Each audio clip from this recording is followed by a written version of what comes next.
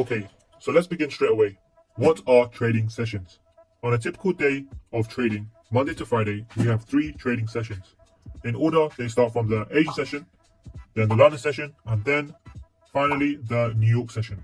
From these diagrams below, we can clearly see the opening and closing times of these key sessions. At this point, you can pause the video and take a quick look at the sessions and their timings. Once you are done, just go ahead and click the play button. So why are they so important? Just before we continue, make sure to subscribe, give this video a like, and follow me on my socials. All of the links are in the description below.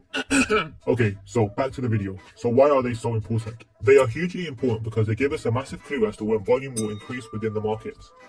This gives us an idea of when we can expect larger moves to happen. As traders, it is obvious that we want to be part of the whole move or take what we can from it.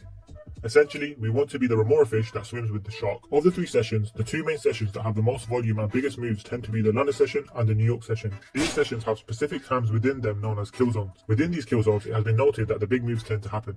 For the London session, this is 7 AM to 9 AM UK time, and for the New York session, this is also 7 AM to 9 AM New York time. So now we naturally come onto entering and exiting trades. From above, the best piece of advice is to enter trades while sessions are running or during the kill zone timings, and to exit trades just before or when a session closes.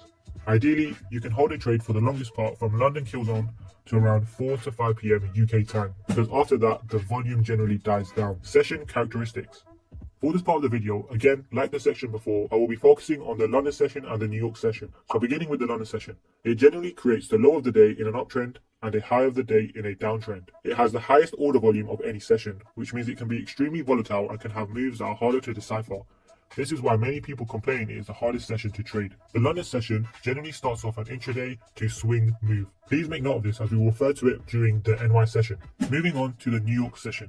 Referring to what I said in the London session, the New York session does one of 2 things. It either reverses the move from London, and so causing a reverse in the daily candle, or it continues the move from London. This is very important when determining where price can go. Since it is the last session of the day, we can understand that 2/3 of the daily candle has already printed, meaning we have more information on the trading day to make an informed trading decision.